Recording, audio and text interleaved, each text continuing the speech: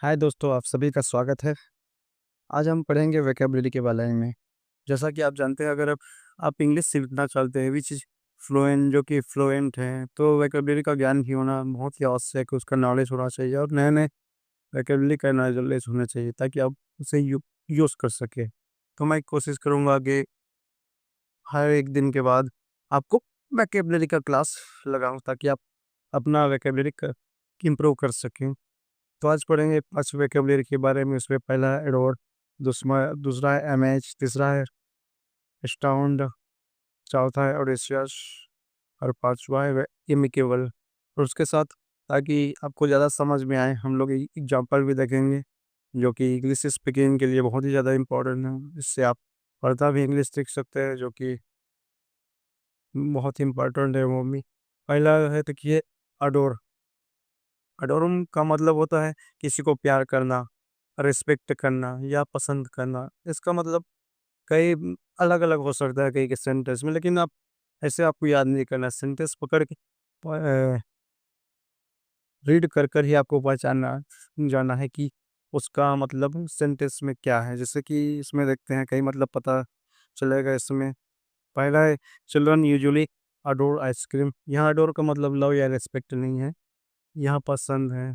बच्चे ज़्यादातर आइसक्रीम को पसंद करते हैं। सी ट्रूली अडोर्स हर ग्रैंडफादर। वह सही में अपने दादी से प्यार करती है, उनका रिस्पेक्ट करती है, मतलब है इसका। He adored the gift she give him. इसका मतलब यहाँ पर है पसंद, मतलब उसने पसंद किया जो उसने उसे गिफ्ट दिया। We will always adore our first teacher. इसका मतलब है रिस्पेक्ट। इसका मतलब है कि हम लोग हमेशा अपने पहले टीचर को रिस्पेक्ट करेंगे।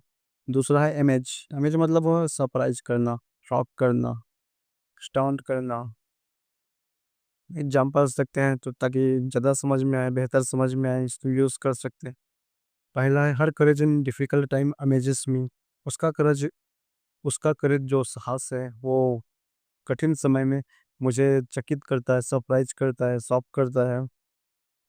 दूसरा है, it amazed every one how quickly she solved a problem. मतलब किसी ने प्रॉब्लम बहुत जल्दी सॉल्व किया है और वो इससे बाकी लोग अमेज हुए हैं, चकित हुए हैं, आश्चर्य हुए हैं। तीसरा है, देखिए, the breathtaking view from mountain top will amaze you. जो सांसें रोक देने वाली व्यू है पहाड़ के ऊपर से, विल अमेज यू, मतलब चकित कर दे रही हो। फिर आएगा, the process of modern technology never fails to मुझे। जो प्रोसेस है, प्रक्रिया है मॉडर्न टेक्नोलॉजी की, आधुनिक टेक्नोलॉजी की, वो कभी असफल नहीं होती आपको अमेज करने में, आपको आश्चर्यचकित करने में। तीसरा आता है स्टाउंड। स्टाउंड का मतलब भी सरप्राइज, शॉक या अमेज भी बोल सकते हैं, इसका भी मतलब वही हो जाता है। पहला आता है, she was astonished by his generosity. मतलब वह उसके जनरोसिटी है, जो उदारपना है, उससे अस्टाउंड हो गई, सरप्राइज और शॉक हो गई। फिर आता है न्यू टेक्नोलॉजी स्टाउंडिंग द वर्ल्ड। जो नया तकनीक आ रहा है वो दुनिया को चकित कर रहा है, आश्चर्य कर रहा है, सरप्राइज कर रहा है। फिर आ रहा है, the teachers knowledge will continue to astound her student. इसका मतलब हुआ है कि जो टीचर्स को नॉलेज है वो आश्चर्यचकित कर देता है और करता रहेगा उसके स्टूडेंट को। फिर आता है, the beauty of Grand Canyon will truly continue to amaze. जो सुंदरता है ग्रैंड कैन्यन की, वो जारी रखेगी आश्चर्यचकित करने की। जो विजिटर्स जाएंगे उनको आश्चर्यचकित करेगी। फिर आता है ऑडिशियस। ऑडिशियस का मतलब है डेयरिंग, फेयरलेस, साहसी, जिसमें डर नहीं होता। पहला यूज है इसका, इस audacious plan shocked the entire team. उसका साहसी प्लान है वो एंटायर टीम को चकित कर दिया, आश्चर्य कर दिया। फिर आता है, it was audacious decision to climb mountain without proper gear. ये साहसी डिसीजन है माउंटेन पे चढ़ना विदाउट गियर के बिना। फिर आता है, the artist is non for his audacious use of colours. वो आर्टिस्ट है, वो जाना जाता है किस लिए, वो जो बोल्ड कलर का यूज़ करता है उसके लिए। फिर आता है that was audacious attempt to challenge the professor in front of class. ये साहसी कदम था कि उन्होंने प्रोफेसर को पूरे क्लास के आगे चैलेंज किया। फिर आता है एमिकेबल। एमिकेबल हम दोस्ताना तरीके से, शांति प्रिय तरीके से। इसका पहला यूज़ देखते हैं। Two countries are working towards amicable solution to the conflict. दो देश हैं जो दोस्ताना, पीसफुल, शांति प्रिय समझौते की तरफ बढ़ रहे हैं, चाहे कन्फ्लिक्ट के। फिर आता है देयर डाइवोर्स वर सिंपलाइंगली एमिकेबल। इसका मतलब है उनका डाइवोर्स से जो तलाक हुआ है वो दोस्ताना था, पीसफुल, शांति प्रिय था। मतलब उसमें कुछ कड़वाहट नहीं था। यह था we had amicable conversation about our. ये शांति प्रिय दोस्ताना कन्वर्सेशन था हमारा। जो हमारे डिफरेंसेस हैं, अलग अलग राय हैं, उसके बारे में ये है।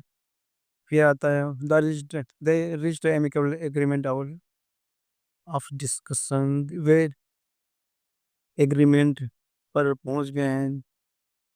घंटों के बातचीत के बाद जो एग्रीमेंट, वो जो कि शांति प्रिय है, दोस्ताना है। She maintained amicable relationship with her former colleague. उसने अपने पुराने साथियों के साथ दोस्ताना, फ्रेंडली रिश्ता रखा।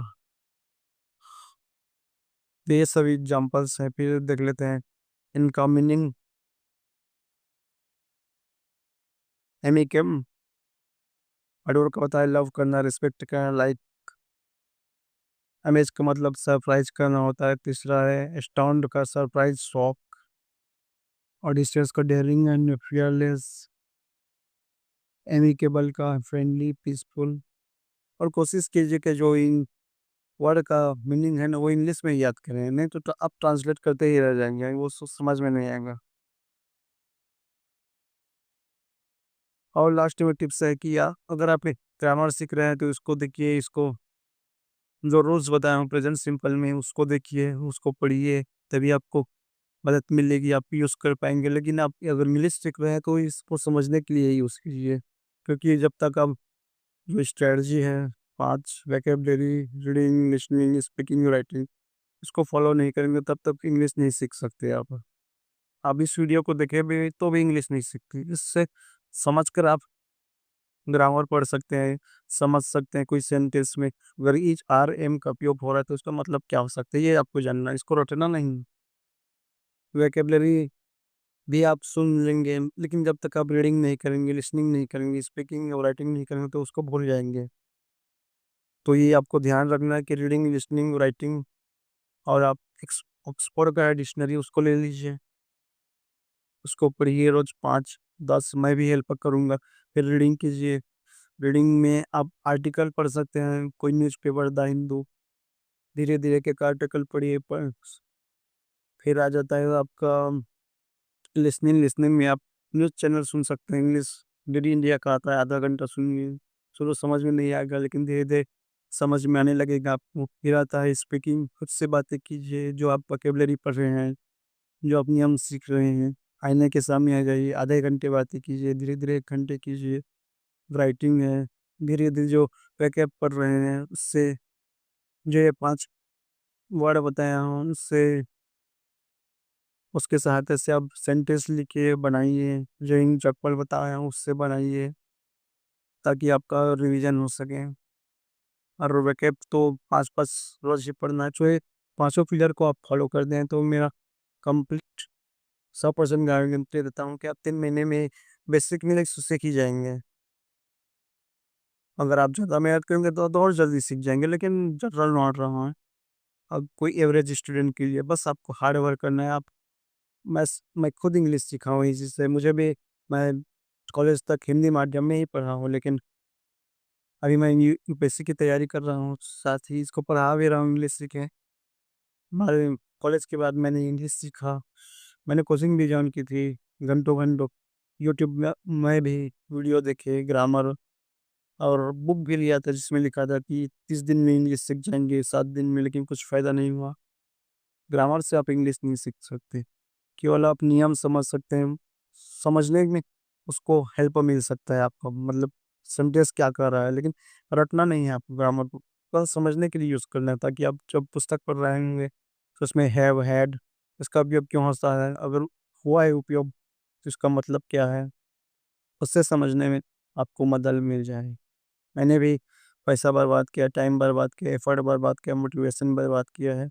तो आपको ये पाँचों पिलर फॉलो करना है, जो है vocabulary, reading, listening, writing, speaking, और जो ये ग्रामर पढ़ रहा हूँ प्रेजेंट टेंस में, उसमें समझना है बस। अगर आप पुस्तक पढ़ोगे तो is, am are, he, she, does, do, is, am are, have, had, will आएगा, उसको समझ पाएंगे उसका क्या मतलब होगा, इसीलिए समझना है, रटना नहीं है आपको। तो अगर आप ये फॉलो करते हैं, हार्ड वर्क करते हैं, मैं गारंटी दे सकता हूँ, मैं खुद इंग्लिश सीखा हूँ, मुझे भी इंग्लिश नहीं आती थी, मैं हिंदी मीडियम में ही पढ़ा हूँ, लेकिन आज मैं इंग्लिश मीडियम से यूपीएससी की तैयारी कर रहा हूँ, जो कि one of the hardest examination of the nation. तो आप भी सीख सकते हैं, बस हार्ड वर्क करना है, पेशेंट करना है, 10 जगह वीडियो नहीं देखना है, कोचिंग 10 जगह जॉइन करना है, एक जगह जॉइन करो। अगर मेरे पास देख रहे हो तो मेरे पास ही लो, 10 जगह मत जाओ, लेकिन इस सब जो वीडियो मैं डालता हूँ उनको पूरा देखो, कई बार देखो और समझने का प्रयास करो, ताकि आप समझ में आ जाए और धीरे धीरे आप सीख जाएंगे। धन्यवाद।